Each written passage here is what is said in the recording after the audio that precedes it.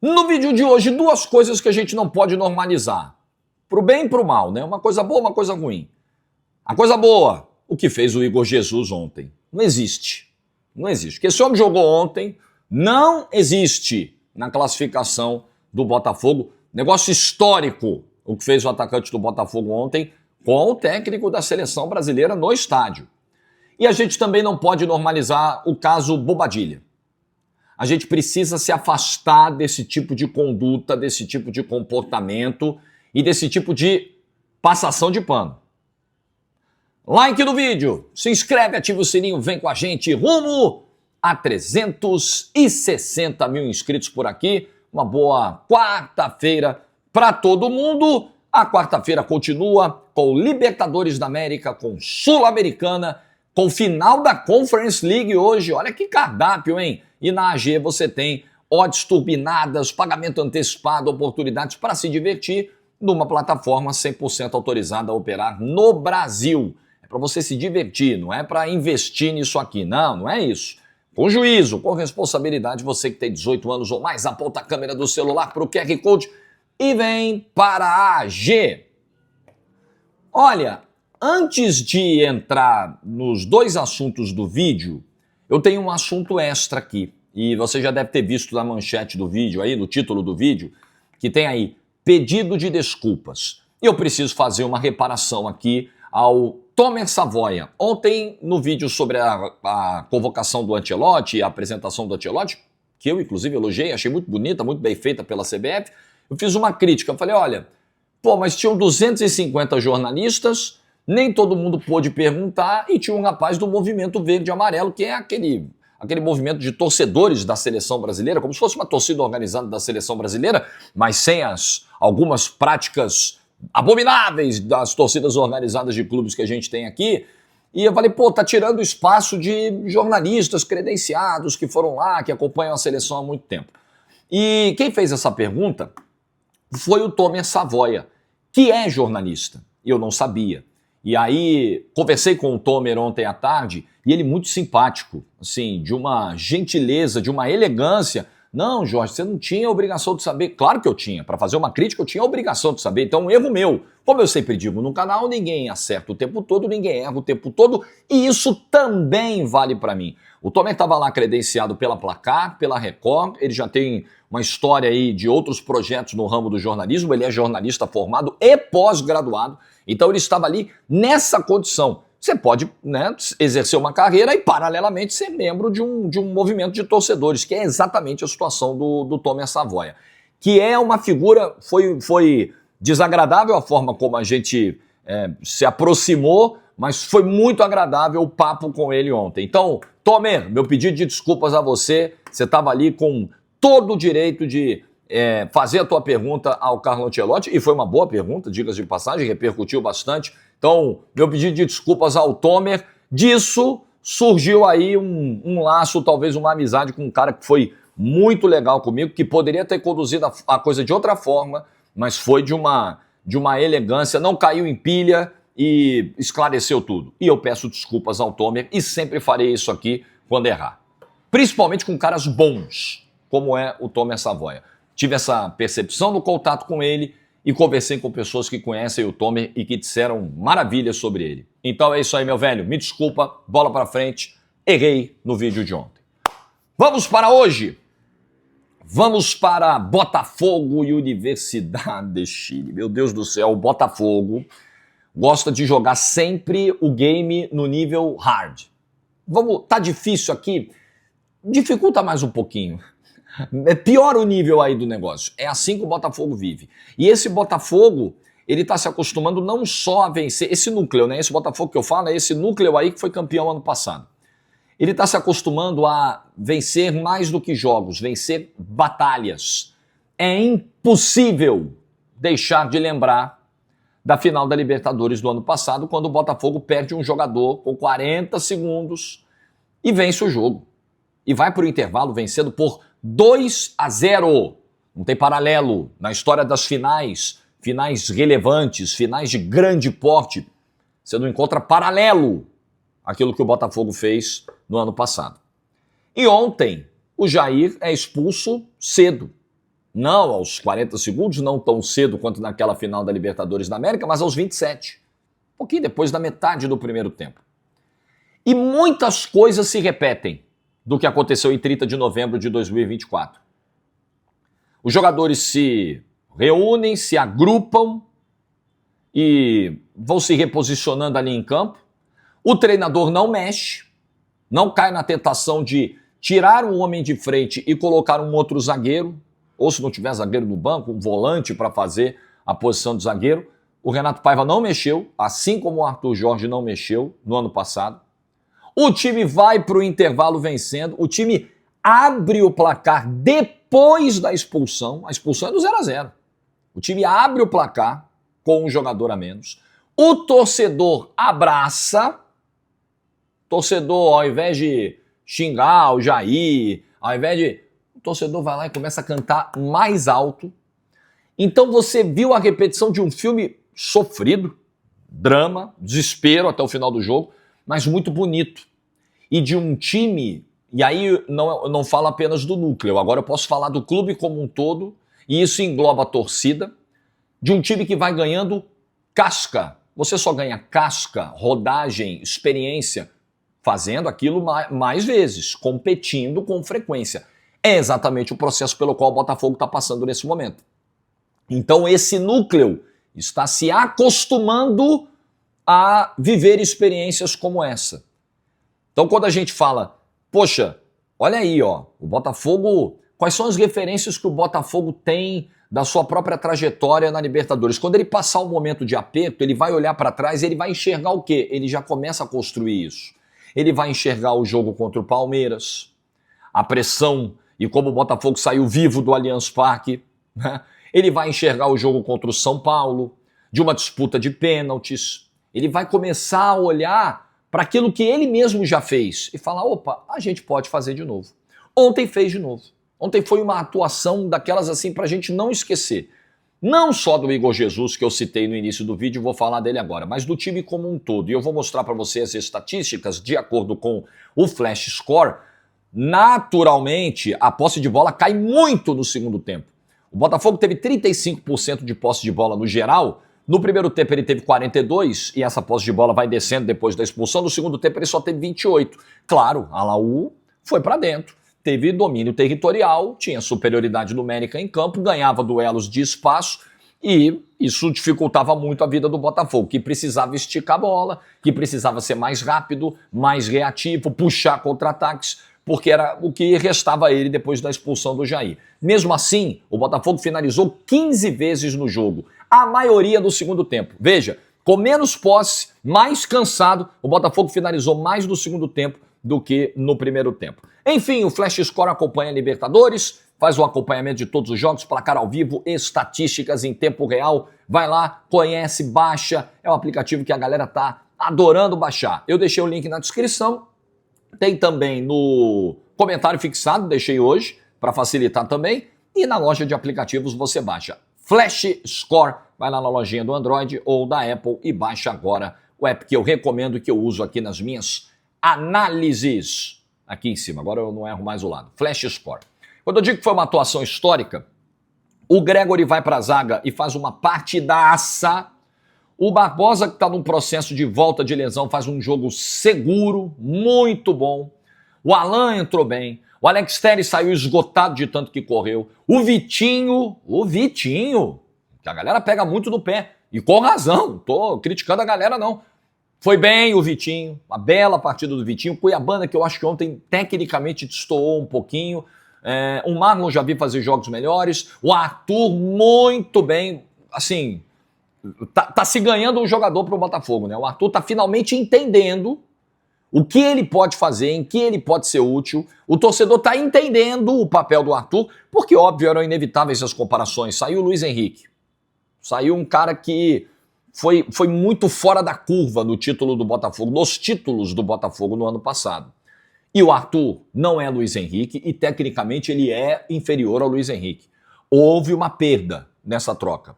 Porém, o Arthur pode oferecer muito mais do que vinha oferecendo. O que o Arthur faz no jogo contra o Estudiantes, por exemplo, é recital. É barbaridade. Ontem, de novo, uma partida muito boa do Arthur. Enfim, Os jogadores do Botafogo ontem mostraram um nível de comprometimento, de caráter, de equilíbrio emocional, de maturidade para lidar com aquela situação que somente um clube que já chegou no topo, que tem essa casca ou que vai criando essa casca, eu acho que ela ainda é no estágio inicial do Botafogo, somente uma equipe nessas condições consegue fazer o que o Botafogo fez ontem. O Botafogo jogou até o limite, né? Se tomasse um gol, ele estava fora da Libertadores da América, na primeira fase da competição. Por culpa dele, né? Dos seus próprios erros, pelos 2 meses que jogou fora de pré-temporada. É um risco que o Botafogo, para a gente não chegar aqui agora e esquecer. Ah não, classificou, agora tá tudo bem. Não vamos esquecer que John Textor jogou fora os 2 primeiros meses do ano, 2 possibilidades de título em fevereiro, correu o risco de novo de ficar fora da Libertadores. É porque pegou os 2 últimos jogos em casa, pegou um grupo de times ruins, o Estudiantes é fraco, a Laú é fraca, o Carabobo é desprezível do ponto de vista técnico. Aliás, a Laú vai lamentar muito o empate com o Carabobo lá na Venezuela. São os 2 pontos que estão faltando para eles aí, depois é para critério de desempate. Mas o Botafogo perdeu para esses 2 times lá fora, com todo respeito, jogos que o Botafogo não poderia perder. O Botafogo tinha a obrigação, pela qualidade que tem, pela superioridade, pelo investimento, ele tinha a obrigação de voltar para casa com pelo menos 1 ponto em cada um desses jogos, no Chile e na Argentina. A gente falou aqui, amigo, em casa o Botafogo vai ganhar, porque ele é muito superior. Mas muito, muito, muito, muito. E o Carabobo, o Botafogo se complicou nos 2 jogos. Para ganhar os 2 jogos, ó, um parto. Então, de novo, o Botafogo correu esse risco muito sério. Mas classificou pela qualidade que tem e pelo caráter desses jogadores. E aí eu tenho que falar do que fez o Igor Jesus ontem. Olha, jogador que pega a bola, corre, puxa contra-ataque, se esforça, fica os últimos 15, 20 minutos esgotado em campo e mesmo assim tá lá trombando com o adversário. Isso aí a gente já viu várias vezes. Pois é, acontece mesmo, mas não é todo dia. E não num jogo dessa importância e com essa carga de drama que tinha o jogo de ontem a partir de determinado momento. O que faz o Igor Jesus já ao longo da temporada, de março para cá, né? A gente tem que apagar os 2 primeiros meses do ano porque eles simplesmente não existiram para o Botafogo, porque o Botafogo não quis que esses 2 primeiros meses existissem. Olha que tinham 2 finais ali, uma final nacional e uma final internacional para jogar. Não precisa. Enfim, então a gente só pode avaliar o ano do Igor Jesus a partir do jogo contra o Palmeiras no final de março. O jogo da estreia do Campeonato Brasileiro, quando começou a temporada, né? E o Botafogo não tinha nada, não tinha técnico, não tinha time, não tinha projeto, não tinha elenco, não tinha diretoria, não tinha nada. Tinha nada. É um ano extraordinário do Igor Jesus.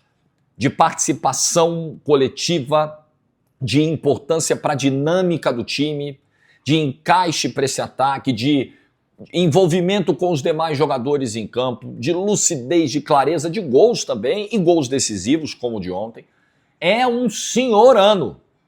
Não sei como vai ser no meio do ano, como vai ser a janela, né? Como vai ser depois que o Mundial de Clubes terminar, né? O assédio de clubes lá fora, a necessidade do Botafogo de fazer caixa, mas o que faz o Igor Jesus até aqui é digno, sim, de debater convocação para a seleção brasileira. Ele não foi convocado agora pelo Ancelotti e está longe de eu achar um grande crime isso. Longe, longe. O Ancelotti vai observar mais. Eu tenho certeza que ontem ele achou excelente o que viu do Igor Jesus em campo. Tenho certeza que é um nome que vai estar no radar do Ancelotti. Não é garantia que vai convocar em setembro, mas é um nome que o Ancelotti com certeza já olha e fala, pô, o cara tem um histórico recente na seleção, né, de gol importante na seleção no ano passado e está num momento exuberante. Incrível o que faz o Igor Jesus ontem. A entrega, a dedicação, a importância, comovente. Aquela sequência de escanteios que ele arruma no final do jogo, amigo, 47 do segundo tempo, ele já estava morto desde os 28, 30. Ele já não tinha mais condição, ele já caiu do campo, falei, meu Deus, ele não vai terminar o jogo. E ele terminou o jogo e ainda foi lá arrumando 3 escanteios seguidos na reta final, segurando a bola no campo de ataque, chamando o torcedor. Isso é atuação de idolatria. A atuação do Igor Jesus ontem é daquelas que marcam a passagem de um jogador por um clube. É a atuação de idolatria. Você fala, meu irmão, né, como bom carioca, meu irmão, o que é isso? Incrível, incrível o Igor Jesus, o melhor jogador em campo. Se você perguntasse quem foi o segundo melhor em campo, Igor Jesus. O terceiro, Igor Jesus. Inacreditável, inacreditável. Não é que ele jogou sozinho. Mas o que ele faz ontem é fora da curva. Fora da curva. Bom, parabéns aí ao Botafogo classificado. Pote 2. É dor de cabeça. É dor de cabeça. Pote 2, o Botafogo de novo. É dor de cabeça. Dor de cabeça para quem cruzar o caminho do Botafogo, com certeza, nas oitavas de final. Imaginando até que esse time será melhor a partir do mata-mata, se chegarem reforços no meio do ano. Eu estou muito curioso para ver os movimentos de mercado do Botafogo na janela, pela situação atual financeira que a gente ouve falar do John Textor, da holding, né, de clubes que o John Textor comanda e a qual pertence o Botafogo. Estou curioso, estou bem curioso para ver se de fato vai ser uma janela tão impactante quanto a do ano passado, com o Luiz Almada e com o Henrique, jogadores desse porte, desse nível, ou se não será, né? A história do Wendel, tem gente que acredita que de fato foi uma questão geopolítica que impediu, tem gente que acha que faltou grana para o Botafogo, tem gente que acha que o Botafogo desistiu do Wendel para segurar dinheiro para trazer o Cristiano Ronaldo para o Mundial. Eu não tenho nenhuma informação sobre isso. Só achei muito estranho a maneira como o negócio se desfez. O Wendel já estava até no Brasil, já estava até no Rio de Janeiro. Achei muito estranho. Mas vamos ver. As próximas semanas vão esclarecer muita coisa. O que o Botafoguense tem que fazer nesse momento é saborear a classificação e parabéns. Eu vou citar isso aqui de novo. Parabéns ao torcedor do Botafogo. No momento da expulsão, o clima do estádio poderia ter virado de ponta cabeça e o torcedor do Botafogo carregou o time. E o torcedor do Botafogo cantou mais alto. Parabéns, você também foi parte dessa classificação. O Renato Paiva tem total razão ao dizer que depois da expulsão o time jogou com 11. Começou com 12 e ficou com 11 depois que o Jair foi expulso, porque tinha o torcedor como esse 11º jogador, com o time tendo apenas 10 em campo. Que noite do Botafogo, mas assim, não precisa sofrer tanto, viu, Botafogo? Pelo amor de Deus, que coisa sofrida foi o segundo tempo ontem. Dessa Laú rodando bola, girando, cruzando bola na área, tentando finalizar. Meu Deus do céu. Foi no limite, mas passou. E eu quero falar ainda de Libertadores, mas não do jogo. Eu quero falar do caso Bobadilla. Ontem só vi o jogo do Botafogo. Ontem foi um dia cheio de compromissos profissionais, reunião, gravação de placa pela manhã, academia. Eu só parei para ver o jogo das 9h30 mesmo e já louco pro jogo não atrasar muito para poder dormir. Mas aí a adrenalina do segundo tempo mandou meu sono embora e não foi fácil dormir não. Eu queria ter dormido antes. O jogo não deixou. Quero falar do caso Bobadilla, que é muito sério. O jogador do São Paulo que ontem proferiu, segundo afirma o jogador Navarro do Tajeres, uma ofensa xenofóbica ao Navarro. Chamou, segundo o Navarro, jogador do Tajeres, chamou o Navarro de venezuelano morto de fome. Foi uma discussão logo depois do segundo gol do São Paulo, do Luciano indo lá comemorar com a torcida, e aí o Navarro era um dos jogadores do Tajeres que estavam reclamando da demora do jogo em recomeçar, em reiniciar. E nisso tem o Bobadilla ali próximo, e aí começa uma discussão entre os dois sobre isso, começa sobre o tempo de retorno para o jogo, acréscimos e tudo mais, e termina, segundo o Navarro, em xenofobia. Bom, é importante, antes das pessoas fazerem um debate, qualquer debate, né? Acho que a gente precisa estar muito bem preparado para debater sobre um tema, ainda mais quando a gente fala de crime, de legislação, enfim. Antes da gente ficar ali minimizando, puxa vida, isso é bobagem, isso é normal no campo de futebol, isso é mimimi, o jogador hoje em dia está muito fresco. Então eu vou te dizer o seguinte, a legislação brasileira, o jogo foi do Brasil, né? Até onde eu sei, o Morumbi fica na cidade de São Paulo, que fica no estado de São Paulo, que é um estado do Brasil, ok? Então o jogo foi no Brasil. A legislação brasileira prevê punições para casos como esse. Então é lei. Não adianta você se dizer um cumpridor da lei, um defensor da lei, e você olhar para uma determinada lei e falar, essa aí eu não gosto, pô, essa aí para mim não serve, essa aí para mim é bobagem. Lei é lei, né? Lei é lei. Preconceito contra pessoas por sua nacionalidade, por sua origem, por sua cultura é crime. Ponto final.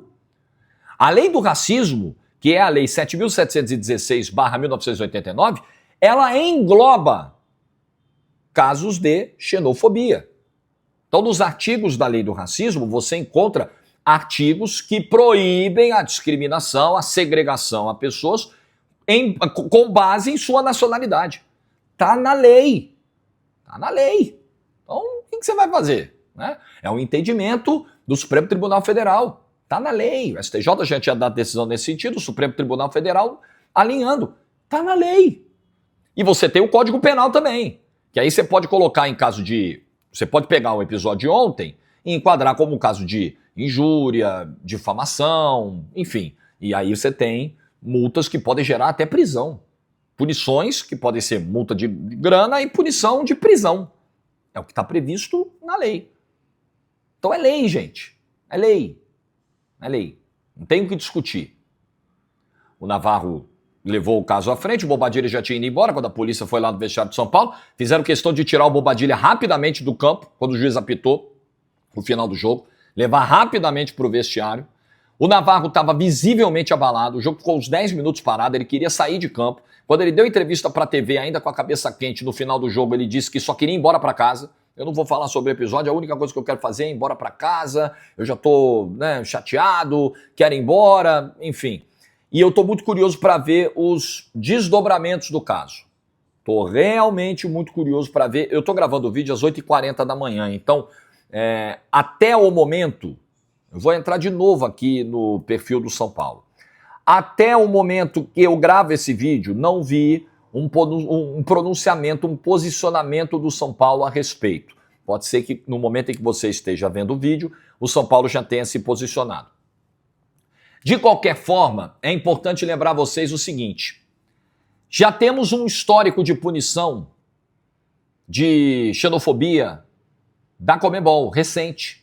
O Cepelini, jogador do Alianza Lima, pegou 4 meses de gancho porque chamou de boliviano um torcedor do Boca Juniors. Essas duas equipes se enfrentaram na pré-Libertadores. E a gente sabe que a intenção de um termo como esse, utilizado numa discussão, num bate-boca, ela é pejorativa contra um determinado povo que tem lá as suas raízes, sua cultura e as suas dificuldades sociais, econômicas, que é exatamente o que acontece com os venezuelanos. Fico pasmo, né?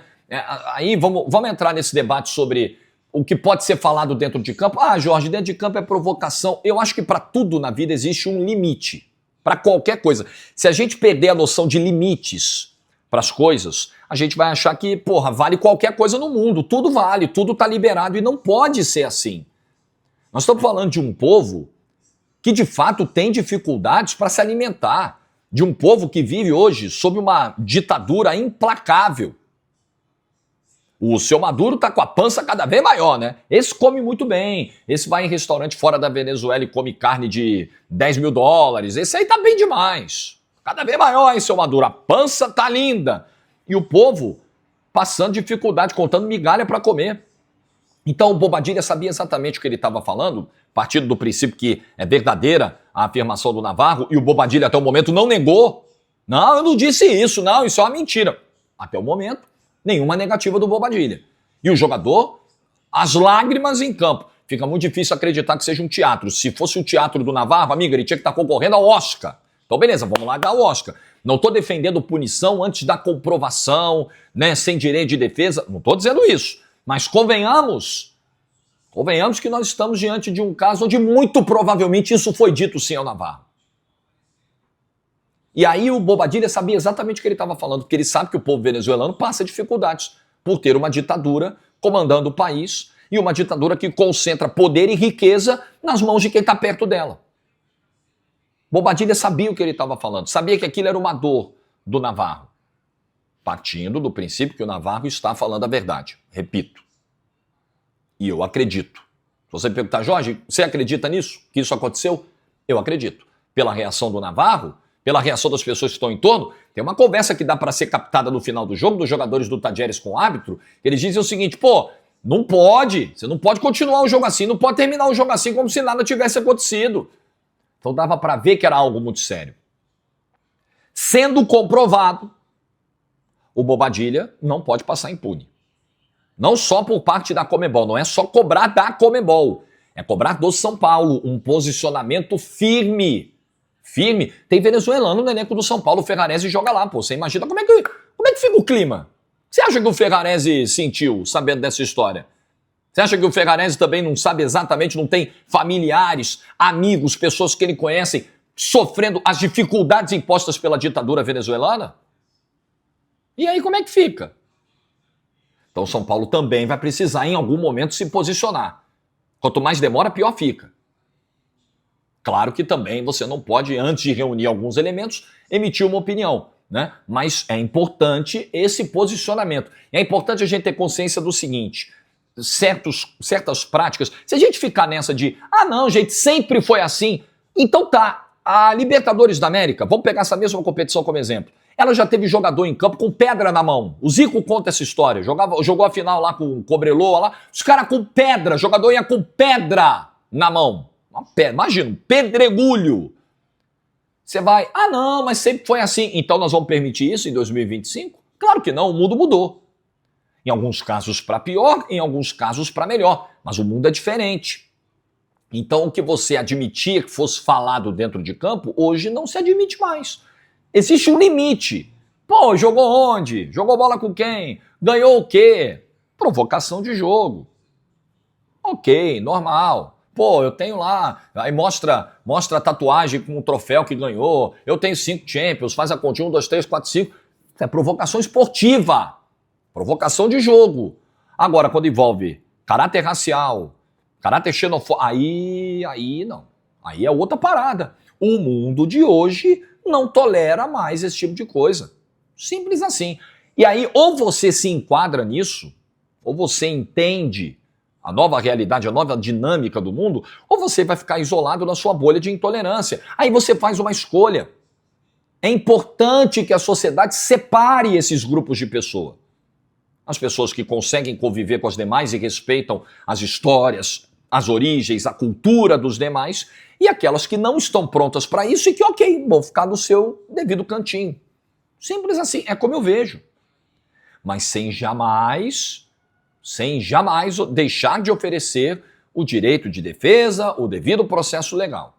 Sem jamais deixar de oferecer. Também, na mesma proporção, sem deixar jamais de oferecer o acolhimento àquela potencial vítima, àquela suposta vítima, e sem jamais descredibilizá-la. Não é tomar a palavra dela como algo absolutamente definitivo antes de você ouvir outras partes e coletar provas. Mas não descredibilizar. Isso aí deve ser mentira, isso aí deve ser porque perdeu o jogo, está inventando. Não é uma maneira madura de lidar com esse caso. É um caso muito sério. Sem dúvida é muito sério. Não dá para minimizar. Bom, feito o vídeo de hoje. Hoje com o microfone 2 aqui, a minha segunda opção. Ainda bem que eu comprei esse aqui recentemente, porque o primeiro microfone resolveu parar, o software não funciona mais, eu não sei que cagada que foi, eu vou tentar resolver, e se não der para resolver, nós vamos com esse aqui. Enfim, mas acho que deu para você compreender bem o vídeo de hoje. Boa quarta para todo mundo, bom almoço, like no vídeo se você ficou até o final, juízo e tchau!